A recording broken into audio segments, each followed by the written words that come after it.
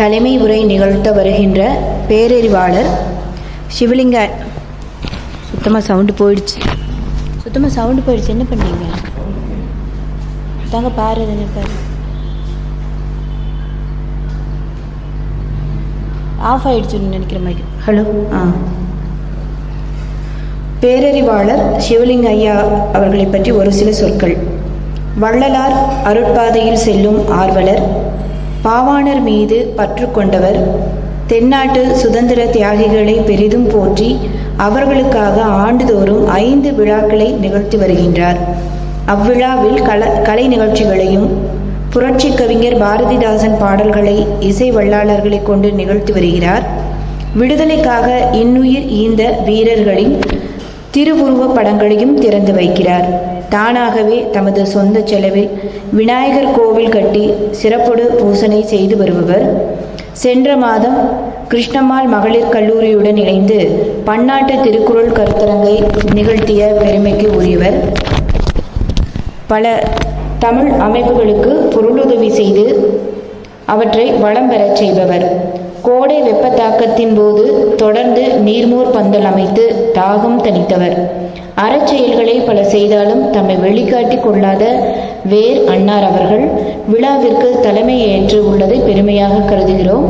அன்னார் அவர்களை தலைமை உரை நிகழ்த்தி சிறப்பிக்க அன்புடன் அழைக்கின்றோம்.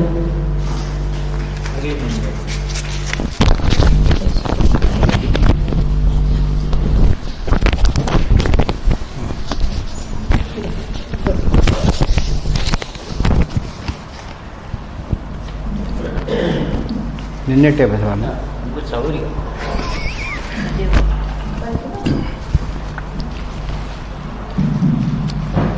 தமிழே உயிரே வணக்கம். தொல்காப்பிய தமிழ் சங்கமம், தொல்காப்பிய தமிழ் பேரவை, இந்த அமைப்பை நம்முடைய பெரிய அடிகளார் அவர்கள் தொடங்கி வைத்த அமைப்பு. இந்த அமைப்பு சீரும் சிறப்பும் 87வது அமர்வாக, ஐயா 87 தானே, 87வது அமர்வாக திங்கள், அதாவது முதல் வாரம், இது ஐயா வேற ஒரு நிகழ்ச்சியில் கலந்துக்கிட்டதுனால இது 2வது வாரமாக தொடங்கி இருக்கிறார்கள். ஓடி ஓடி உழைக்கணும் அப்படின்னு ஒரு பாட்டு சொல்லுவாங்க. அது மாதிரி தமிழ்நாடு முழுவதும் ஐயா தொல்காப்பிய அடிப்பொடி அவர்கள், தொல்காப்பிய அடிப்பொடி அவர்கள், நமக்கு தெரியும். கம்பன் அடிப்பொடி என்றால் பலருக்கும் தெரியும். தொண்டர் அடிப்பொடியா? அப்படி தான் கொடுத்துருக்கோமா? சரி. ஆனால் இந்த தொல்காப்பியர் தொண்டர் அடிப்பொடியை நான் கொடுத்துருக்கேன். மகிழ்ச்சி. அது உலக தமிழர் கழகம் தான் அந்த பட்டத்தை வழங்கியது. அதுபோல் ஐயா நாடு முழுவதும் இந்த தொல்காப்பியத்தை பரப்புவதற்காக அரும்பணியாற்றி வருகிறார்கள் என்பது நாம் எல்லாரும் அறிந்த ஒரு செயல்தான். மட்டுமில்லாமல் உலகம் முழுவதும் வலைவொலி வாயிலாக அதையும் பரப்பி வருகிறார்கள். வலைவொலியாக பரப்பு. இதெல்லாம் ஒரு அமர்வு தொடங்குவது என்பது எளிதானது தான். ஆனால் தொடர்ந்து தொய்வில்லாமல் ஒரே கொள்கையோட ஊக்கத்தோட தொடர்ந்து செய்து வருவது அரிய ஒரு செயல். அந்த ஒரு அரிய ஒரு செயலை நம்முடைய ஐயா காளியப்பனார் அவர்கள் தொடர்ந்து செய்து வருகிறார்கள். அது உண்மையிலே கோவையிலே தமிழ் அமைப்புகள் 40-50 அமைப்புகள் இருக்கிறதாக ஒரு கணக்கு இருக்குது.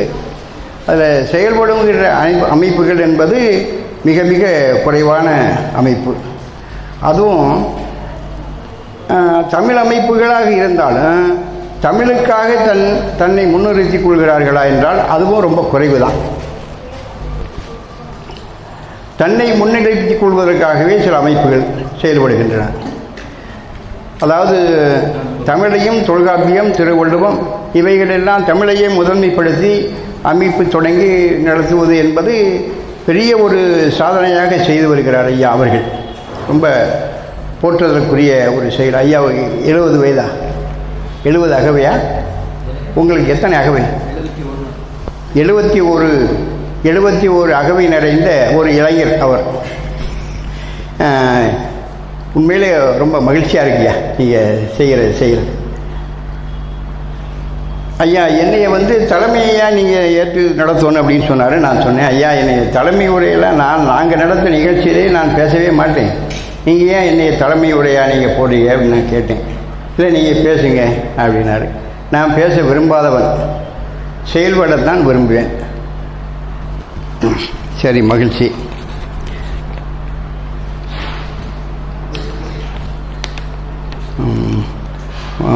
வாழ்த்துறை வழங்குவதற்காக முனைவர் குமாரசாமி ஐயா, மேனாள் கல்லூரி கல்வித்துறை இயக்குனர் அவர்களுக்கு வணக்கம்.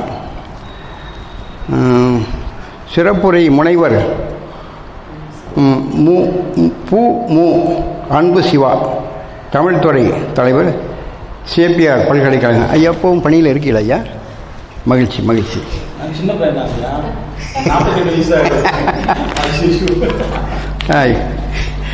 சரி, மகிழ்ச்சி. 48 வயதுனா இன்னும் நீங்கள் 42, இன்னும் நீங்கள் பல்லாண்டுகள் நீங்கள் செய்யலாம். இல்லை, உங்களுடைய உருவம் அப்படி இருக்க. சரியா.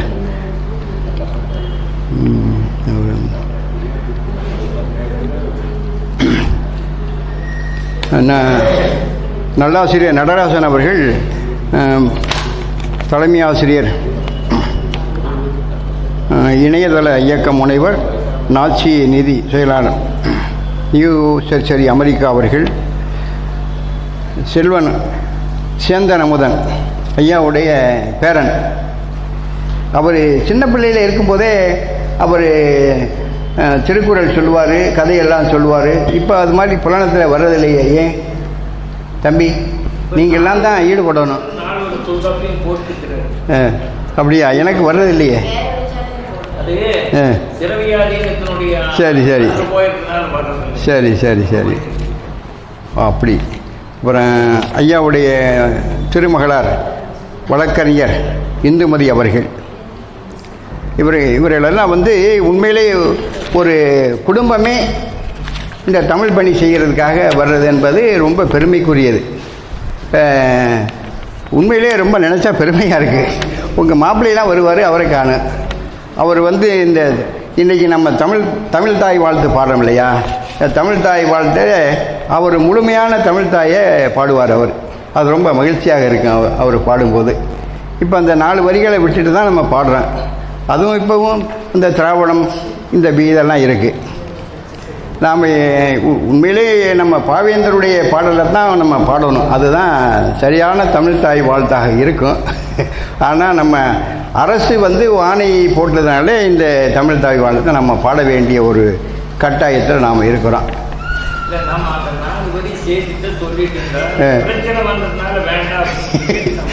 சரி.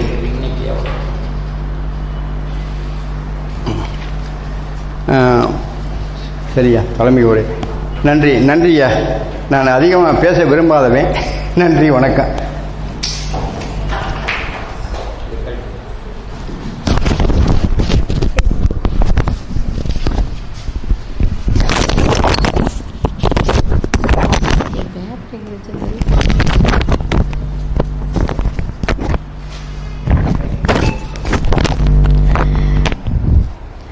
தலைமை உரை நிகழ்த்திய பேரறிவாளர் சிவலிங்கன் ஐயா அவர்கள் மிகவும் தன்னடக்கமாக எனக்கு தலைமை உரை ஆற்றுவதற்கு தெரியாது என்று பல அரிய தகவல்களை நம்முடன் பகிர்ந்து கொண்டார்.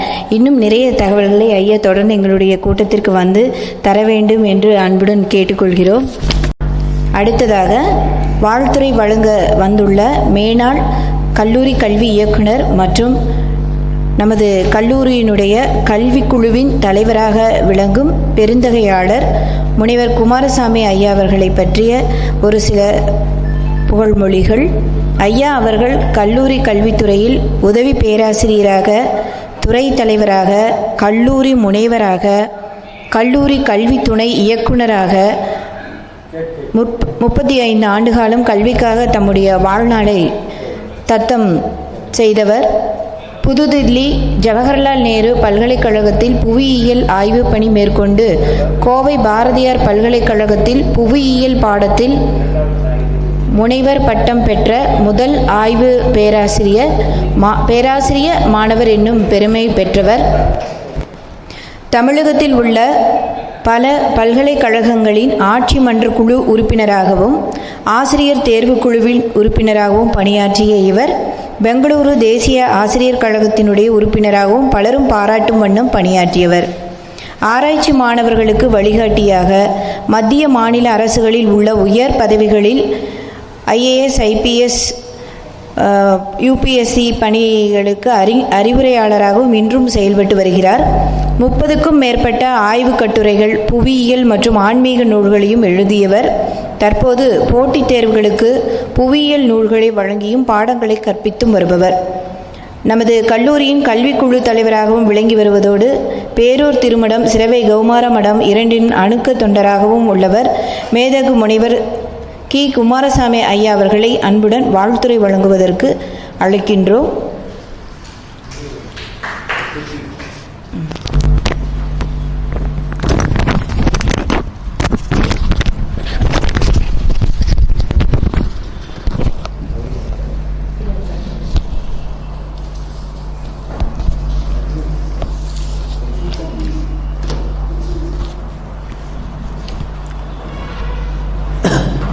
குருவருள் இல்லையேல் திருவருள் இல்லை.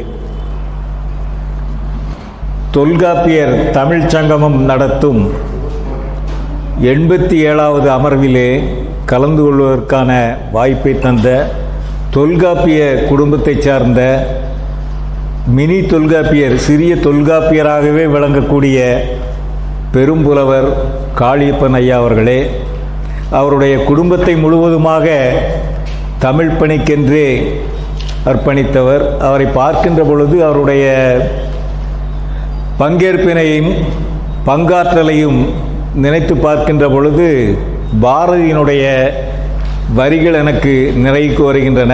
பாரதி சக்தியை பார்த்து பாடுகின்ற பொழுது பயனெண்ணாமல் உழைக்கச் சொன்னால் பக்தி செய்து பிழைக்கச் சொன்னால் என்று பாடுவார். அந்த வகையிலே ஐயா அவர்கள் தமிழ் மீது அளவு கடந்த பக்தி. நான் அவரை இந்த இரு திருமடங்களிலோடு நெருங்கிய தொடர்பு இருப்பதன் காரணமாக அடிக்கடி பல்வேறு விழாக்களிலே சந்திக்கக்கூடிய வாய்ப்பை பெற்றவர். என்னை அறிமுகம் செய்கின்ற பொழுது எனக்கு எல்லாவற்றிலும் சிறப்பாக காணப்படக்கூடிய சிறப்பு என்னவென்றால், நான் கோவை கௌமார மடாலயத்தினுடைய மாணாக்கன். அந்த ஊரிலே பிறந்து திரு கஜபூஜை சுந்தரசாமிகளிடத்திலே தமிழ் பயின்றவர். அதே போன்று அது படிப்பதற்கும் பிறப்பதற்கும் ஒரு மடம், இங்கு பழக்கத்திற்கு வந்த மடமாக இந்த திருமடமானது காணப்படுகிறது.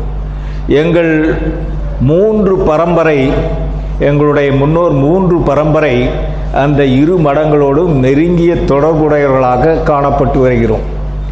அந்த மடத்தினுடைய மாணாக்கனாக இருந்து அரசு கலைக்கல்லூரியிலே புவியியல் பாடம் பயின்று பின்னர் அங்கிருந்து நல்ல வெற்றியாளனாக மாநில கல்லூரியிலே MA போன்றவற்றை எல்லாம் பயின்று அந்த அம்மையார் அவர்கள் என்னை அறிமுகப்படுத்துகின்ற பொழுது மிகச் சிறப்பாக சிலவற்றை சொன்னார்கள். பாரதியார் பல்கலைக்கழகத்திலே முதல் PhD ஜியாகிரபி என்னுடைய PhD தான். அது JNUவிலே தொடங்கி 5 ஆண்டுகள் அங்கு நிறைவு செய்து இங்கு வந்து பெற்றேன். இந்த பண்புகள் ஒருபுறம் இருக்க, தொல்காப்பியத்தை பற்றி பேசுவதற்காக ஐயா அவர்கள் 3-4 முறை என்னோடு தொடர்பு கொண்டு ஒவ்வொரு மாதமும் அது தள்ளி சென்றே இருந்தது. ஐயா அவர்களுடைய அன்பிற்கு கட்டுப்பட்டு, அதே போன்று எனக்கு உங்களை போன்றெல்லாம் தமிழிலே பெரிய அளவிற்கு திறனுடையவனாக, ஆற்றலுடையவனாக, அறிவாற்றலுடையவனாக நான் விளங்கவில்லை.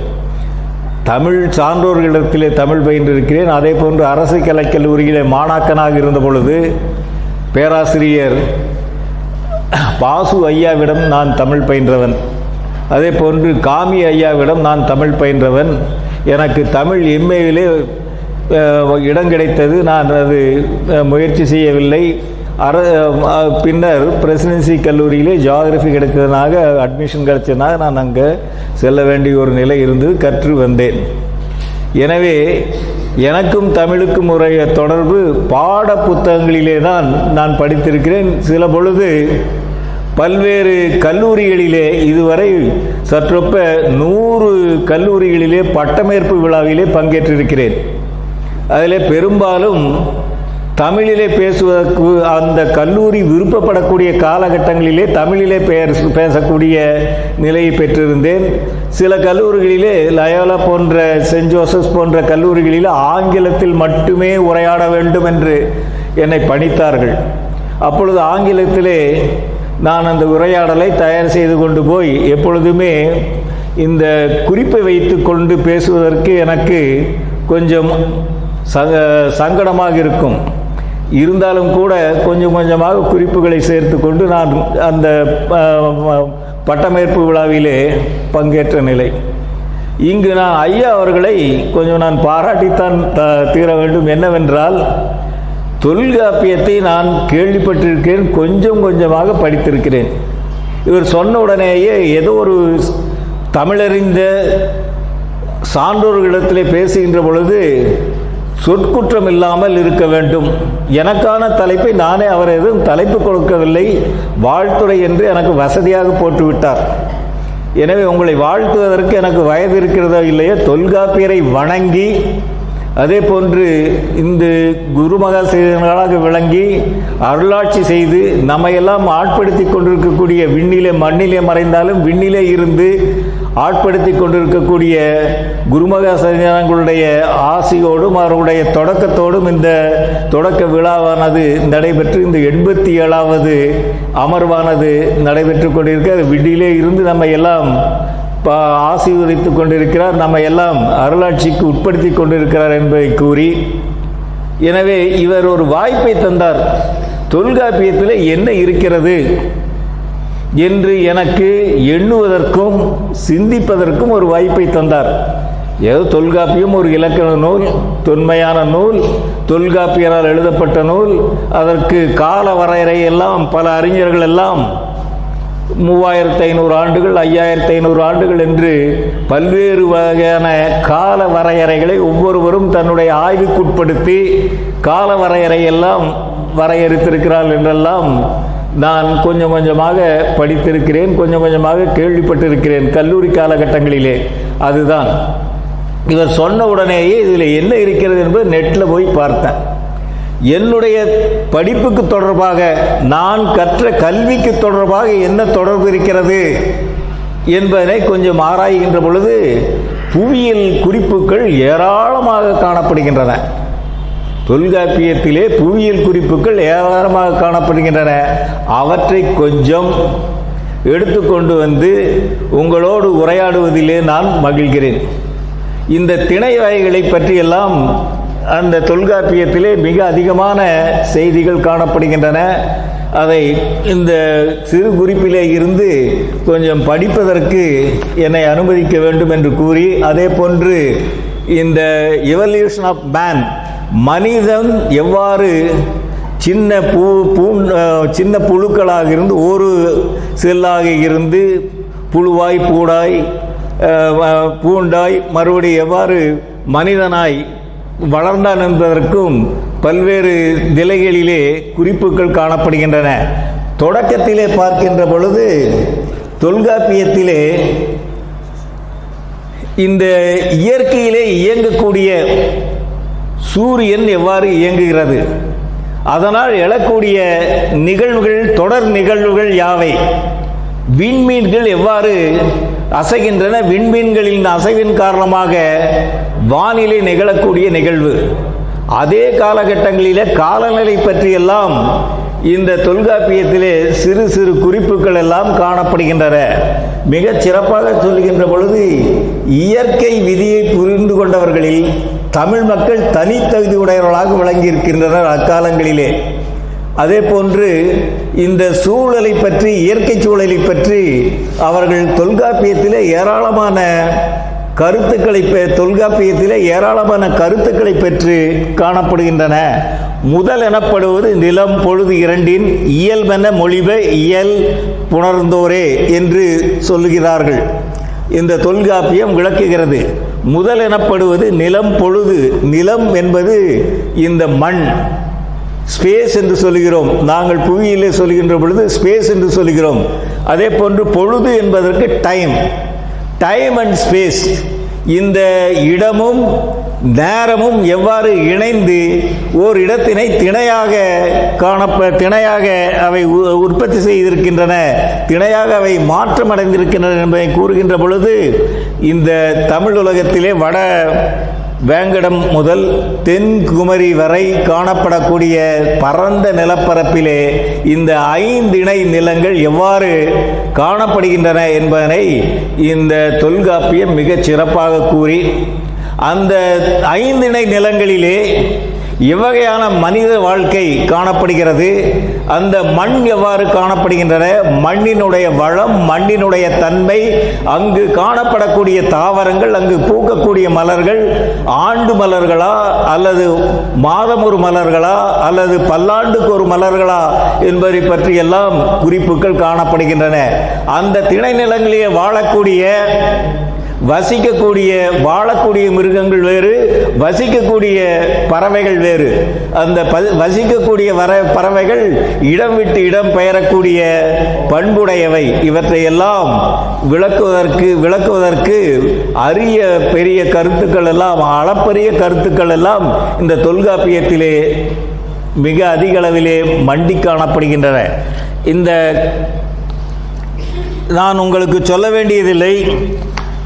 திணை நிலங்கள், இந்த திணை நிலங்களிலே காணப்படக்கூடியவற்றை சொல்லுகின்ற பொழுது அந்த திணை நிலங்களிலே காணப்படக்கூடிய இறைவன், திணை நிலங்களிலே காணப்படக்கூடிய மரங்கள் மலர்களை மட்டும் எடுத்துக்கொண்டு, மரங்கள் மலர்கள் எல்லாம் அவை காலத்திற்கேற்ப வளர்ந்து கொண்டே இருக்கின்றன. காலம் மாறினும் அந்த மரபு வழியாக அதிக அளவிலே அவை வளர்கின்றன. அதனைத்தான் முதல் கருப்பொருளாக எடுத்துக்கொண்டு, முதல் நிலையாக எடுத்துக்கொண்டு அந்த குறிப்புகள் எல்லாம் தொல்காப்பியத்திலே காணப்படுகின்றன. அதே போன்று ஒவ்வொரு திணை நிலத்திற்கும் பிரைசைடிங் டெய்டிஸ் என்று சொல்லப்படக்கூடிய வழிபடு கடவுளாக இருக்கக்கூடிய கடவுளை பற்றியெல்லாம் இந்த தொல்காப்பியத்திலே குறிப்புகள் காணப்படுகின்றன. மாயோன் மேட காடுரை உலகும், சேயோன் மேய மைவரை உலகமும், வருணன் மேய பெருமணல் உலகமும், முல்லை குறிஞ்சி மருதம் நெய்தலென சொல்லிய முறையார் சொல்லவும் படுமே என்று தொல்காப்பியத்திலே இந்த மாயோன் காடும் காடை சார்ந்த பகுதி, சேயோன் மலையும் மலை சார்ந்த பகுதி, வேந்தன் வயலும் வயலை சார்ந்த பகுதி. இந்த இடத்திலே நான் ஒரு கிராஸ் ரெஃபரன்ஸ் என்று சொல்லப்படக்கூடிய கம்பன் ஒரு மிகச்சிறப்பாக வயலும் வயலை பற்றி எழுதுகின்ற பொழுது ஒரு தனிப்பாடலாக மிக அழகாக ஒரு ஓவியம் தீட்டப்பட்டது போன்று ஒரு வெண்பாவை நம்முடைய ஐயா அவர்கள் சொல்லுகின்ற பொழுது, பேசுகின்ற பொழுது, நினைக்கின்ற பொழுது வெண்பாவிலே மிகச்சிறந்த திறன் பெற்றவர். அதே போன்று கம்பன் ஒரு தனி வெண்பாவிலே எழுதியிருப்பார். தண்டலை மயில்களாட தாமரை விளக்கம் தாங்க, கொண்டல்கள் முழவினங்க, குவளைக்கண் விழித்து நோக்க, தென் திரை நீர் எழுநி காட்ட, தேன் பிழி மகரையாளின் வண்டுகள் இனிது பாட, மருதம் வீற்றிருக்குமாதோ. இந்த மருதத்தில் இருக்கக்கூடிய சிறப்பு, மருதம் என்பது வயலும் வயல் சார்ந்த பகுதி. மருதத்தினுடைய இறைவன் எவ்வாறு இருக்கிறான் என்பதை கூறி அந்த மருதத்தினுடைய சிறப்புகளை எல்லாம், இந்த இயற்கை காட்சிகளை எல்லாம் கம்பன் கொண்டு வந்து காட்டுவான். அதே போன்று இந்த தொல்காப்பியத்திலே ஒவ்வொரு திணை நிலத்திலும் காட்டப்படக்கூடிய குறிப்புகள் எல்லாம் அவற்றையெல்லாம் தெள்ள தெளிவாக நெஞ்சிலே நிற்கும் வண்ணம் வரைந்திருக்கக்கூடிய ஓவியங்களாக காணப்படுகின்றன. அடுத்து பார்க்கின்ற பொழுது அந்த ஒவ்வொரு நிலத்திலும் காணப்படக்கூடிய தொழில்கள், வேட்டையாடுதல், மீன் பிடித்தல், அதே போன்று வேளாண்மை செய்தல், இது போன்ற ஒவ்வொரு நிலையும், அதே போன்று இந்த உணவு உற்பத்தி, ஆடை உற்பத்தி போன்றவையெல்லாம் ஒவ்வொரு நிலங்களிலும் எவ்வாறு காணப்படுகின்றன, இந்த நிலங்களிலே இந்த பொருள்கள் எல்லாம் எவ்வாறு பண்டமாற்றம் செய்யப்படுகின்றன என்பதை பற்றியெல்லாம் மிகச் சிறப்பாக புவியியல் சார்ந்த கருத்துக்கள் போன்றவை இந்த தொல்காப்பியத்திலே மிக அதிகமாக காணப்படுவதை நாம் பார்க்கிறோம். இன்னும் மிக சிறப்பாக சொல்ல வேண்டும் என்றால், இந்த ஹியூமன் எவல்யூஷன் என்று சொல்லுகிறோம், மனிதன் எவ்வாறு தோன்றினான், மனிதன் ஒரு செல் பிராணியிலே இருந்து, ஒரு செல் உயிரினத்திலே இருந்து மனிதன் தோன்றினான் என்பது மாணிக்கவாசகர் சொல்லுவார். அதே போன்று தமிழ் இலக்கியங்களிலே வெவ்வேறு இடங்களிலே, பல்வேறு இலக்கியங்களிலே வெவ்வேறு குறிப்புரைகள் காணப்படுகின்றன. தொல்காப்பியத்திலே மிகச் சிறப்பாக சொல்லுகின்ற பொழுது இந்த சார்லஸ் டார்வின் அந்த காலத்திலேயே இந்த evolution of man, fittest of the man, survival of the man என்று சொல்லுவார்கள். அதாவது வலுத்தவை வாழும் அந்த நிலையிலே சொல்லுகின்ற பொழுது, ஒன்றறிவது உற்றறிவதே, இரண்டறிவது அவற்றோடு நாவே, மூன்றறிவது அவற்றோடு மூக்கே, நான்கறிவது அவற்றோடு கண்ணே, ஐந்தறிவது அவற்றோடு செவியே, ஆறறிவது அவற்றோடு மனனே, நேரின் உணர்ந்தோர் கண்டவாறே. ஒன்று அறிவது உற்றறிவதே, அதாவது என்ற புலன் அடிப்படையிலே காணப்படுகின்ற பொழுது, ஒன்றறிவது தொடு திறன் தொடு உணர்வு பெற்றவை, ஓர் அறிவை பெற்ற உடையனவாகும். வாயினுடையவை வாயை பெற்றவை, இரண்டு உயிர்கள் இரண்டு அறிவை பெற்றவையாகும். உணர்வுடன் வாய் மற்றும் மூக்கினை பெற்றவை உயிரினங்கள் மூன்று அறிவு உடையவையாகும். இதில் சிறப்பாக உணர்வுடன் வாய், மூக்கு, கண், காது ஆகிய உறுப்புகளை பெற்றிருந்தாலும் தெளிவாக சிந்திக்கும் ஆற்றல் மனிதனுக்கு ஒருத்தனுக்குமே மட்டும் உண்டு. சமூக கட்டமைப்பை உருவாக்கி வாழும் தகுதி பெற்ற தலை சிறந்த மானுட இனமே யாவற்றிலும் தனித்தன்மையுடையதென்று அக்காலத்திலேயே ஏறக்குறைய காலம் பற்றிய கருத்து வேறுபாடு இருந்தாலும் 5000 ஆண்டுகளுக்கு முன்னால், 3000 ஆண்டுகளுக்கு முன்னால் இவர் தன்னுடைய இலக்கண நூலிலே இவற்றையெல்லாம் பதிவு செய்திருப்பது உண்மையிலேயே வியக்கத்தக்க பதிவாகும். அப்பொழுதே அவர்களுக்கெல்லாம் ஒரு ஆய்வு, புவியியலிலே ஆய்வு, உயிரியலிலே ஆய்வு, கோளிலே ஆய்வு, அதே போன்று பொருளாதாரத்திலே சொல்லுகின்ற பொழுது பொன்னுக்கு மிக முக்கியமான இடம் தந்திருக்கிறார். அந்த காலத்திலே தங்கத்திற்கு, தங்கம் முதன்மையானது, தங்கம்தான் விலை மதிப்புடையது என்பதை பற்றி எல்லாம் அந்த குறிப்புகள் காணப்படுவது உண்மையிலேயே இந்த ஒரு மிகச்சிறந்த, இதை ஒரு கருவூலமாக, கருத்துக்களினுடைய கருவூலமாக நாம் எடுத்து சொல்லலாம்.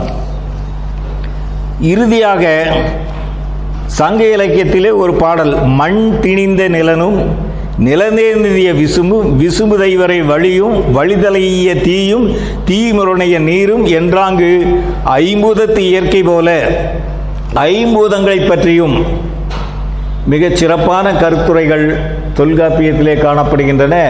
இந்த மாறுதல், மயக்கம், இயல்பு மாற்றம் அடைகின்ற பொழுது, காற்று இயல்பு மாற்றம் அடைகின்ற பொழுது நமக்கு நீராக கிடைக்கிறது. H2O என்று சொல்கிறோம். ஹைட்ரஜன் 2 மடங்கு, ஆக்சிஜன் 1 மடங்கு, இந்த இரண்டும் திரிந்து மயக்கமடைந்து ஒன்றிணைகின்ற பொழுது அது நமக்கு நீராக கிடைக்கிறது. இதை போன்றவற்றையெல்லாம் மிகச் சிறப்பான குறிப்புரைகளாக தொல்காப்பியத்திலே காணப்படுவது நமக்கெல்லாம் சிறப்பு. இந்த சிறப்பு கொண்ட தொல்காப்பியத்தை காலத்தின் பழமையும் அதே போன்று கருத்துக்களுடைய புதுமையுடையதாக இருக்கக்கூடிய தொல்காப்பியருக்கு விழா நடத்தக்கூடிய அன்பிற்குரிய பெரும்புலவர் பேராசிரியர் காளியப்பனார் ஐயா அவர்களை நான் இந்த தருணத்திலே ஒரு நன்றி பாராட்டி இந்த வாய்ப்பை கொடுத்து, இதுபோன்று நல்ல தமிழர்களிடத்திலே ஒரு உரையாற்றுவதற்கு ஒரு வாய்ப்பை கொடுத்த அவருக்கு நன்றி கூறி என்னுடைய உரையை நிறைவு செய்ய விரும்புகிறேன். நன்றி, வணக்கம்.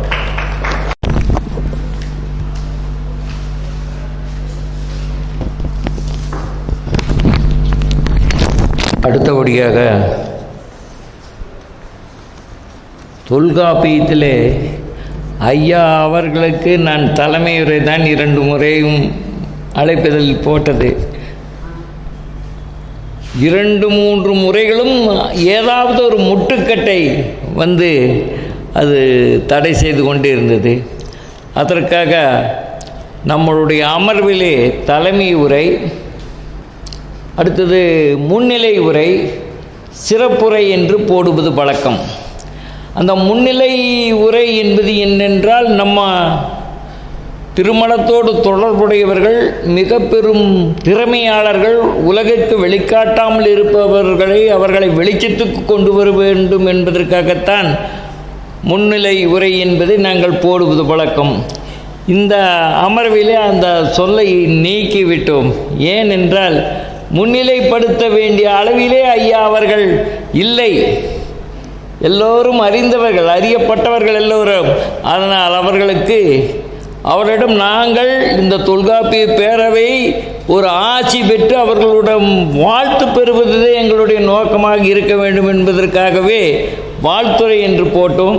ஆனால் வாழ்த்துரை என்பதே மிக ஒரு சிறப்புரையாக மாறிவிட்டது. தொல்காப்பியத்தை பற்றி நடக்கக்கூடிய அமர்விலே தொல்காப்பியத்தை பற்றி பேச வேண்டும் என்பதற்காக அவருடைய புவியியல் பாடம் சார்ந்த கருத்துக்களை எடுத்துக்கொண்டு நமக்கு விளக்கினார். இதிலிருந்து என்ன தெரியுதுன்னா, தொல்காப்பியர் எல்லா துறைகளையும் தொட்டிருக்கிறார் என்பதை நாம் அறிய முடிகிறது. புவியியலையும் பேசியிருக்கிறார் என்பதை உங்கள் மூலம் நாங்கள் அறிந்து கொண்டோம். நான் நிறைய கட்டுரைகளை வரைந்திருக்கிறேன். தொல்காப்பியர் ஒரு இயற்பியல் அறிஞர், ஒரு வேதியியல் அறிஞர், ஒரு மருத்துவர், ஒரு உழவர் என்பதற்காக அதில் புவியியல் அறிஞர்னு நான் எழுதியிருக்கிறேன். அதில் இந்த கருத்துக்களை எல்லாம் நீங்கள் சொன்ன கருத்துக்கள் தான் எடுத்து நான் போட்டு எழுதியிருக்கிறேன், கட்டுரையாக வரைந்திருக்கிறேன். தொல்காப்பியர்களை எல்லோரும் என்ன நினைக்கிறார்கள், ஒரு கேள்வி என்னிடம் கேட்கிறார்கள். எல்லோரும் கேட்பது, தொல்காப்பியர் தன்னுடைய நூலிலே ஒரு நூல் என்றால் கடவுள் வாழ்த்து இருக்க வேண்டும் என்று எழுதியிருக்கிறார். ஆனால் அவருடைய நூலிலே கடவுள் வாழ்த்து எழுதவில்லை. ஏன் அப்படின்னு என்கிட்ட நான் சொன்னேன், வினையின் நீங்கி விளங்கி அறிவின் முனைவன் கண்டது முதல் நூலாகும். முதல் முனைவனாக இருக்கக்கூடியது இறைவன் தான் முனைவன். இருள் சேர் இருவினையும் சேராய் இறைவன். அந்த இறைவனுக்கு இறைவன் என்பது இருள் சேருகின்ற அந்த நல்வினை தீவினை இரண்டும் இல்லை. அந்த கடவுளே தனக்காக வாழ்த்தெழுதி கொள்ளுமா? ஆகவே நான் தொல்காப்பியரை கடவுளாகவே எண்ணுகிறேன். அவர் கடவுளாக இருப்பதால் தான் கடவுள் வாழ்த்த அந்த நூலுக்கு அவர் பாடவில்லை என்பதையும் நான் எல்லோருக்கும் எடுத்துச் சொல்லுவது பழக்கம். அந்த அடிப்படையிலே நமக்கு மிகச்சிறந்த முறையில் தொல்காப்பியத்தை மேன்மைப்படுத்தி உரைத்த ஐயா அவர்களுக்கு மிகச்சிறந்த முறையிலே வாழ்த்துரை வழங்கி நம்மை வாழ்க என்று சொல்லக்கூடிய வயது இருக்கிறது. நீங்கள் இல்லை என்று சொன்னாலும் வயது இருக்கிறது. நாங்கள் எல்லோரும் உங்களை விட இளையவர்களாகத்தான் இருக்கிறதுக்கு வாய்ப்பு இருக்கிறது. அந்த அடிப்படையில் நீங்கள் எங்களை வாழ்த்தினீர்கள். உங்களுடைய வாழ்த்து உரைப்படி பெரிய அடிகளார் ராமசாமி அடிகளார், அவர் சாந்தலிங்க ராமசாமி அடிகளார் அவர்களால் தோற்றுவிக்கப்பட்ட இந்த பேரவை மேலும் மேலும் வளர்ந்து கொண்டே தான் இருக்கும் என்பதையும் உங்களுடைய வாழ்த்துறை மூலமாக நாங்கள் பேசுகிறோம். உங்களுக்காக ஒரு சிறிய ஒரு பரிசு, மாசிலாமணி ஐயா அவர்கள், மனோசக்தி மாசிலாமணி ஐயா அவர்கள் அவருக்கு இந்த சிறப்பினை செய்கின்றார். அப்படி திரும்பினார்.